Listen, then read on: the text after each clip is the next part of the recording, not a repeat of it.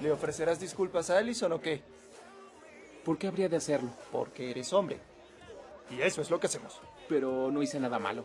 Entonces debes disculparte. Cuando un hombre cree que no hizo algo malo, significa que es evidente que hizo algo malo.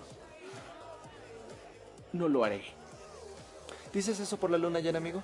Puede ser. ¿A ti qué te importa? Pues, Scott, algo tiene que salir bien aquí. Mira, nos están pateando el trasero por si no te diste cuenta. Hay personas muriendo, despidieron a mi papá y te van a atrasar en la escuela. Estoy enamorado de una loca y si encima de todo eso tengo que ver a Allison cambiándote por un acosador como Matt, me voy a apuñalar el rostro.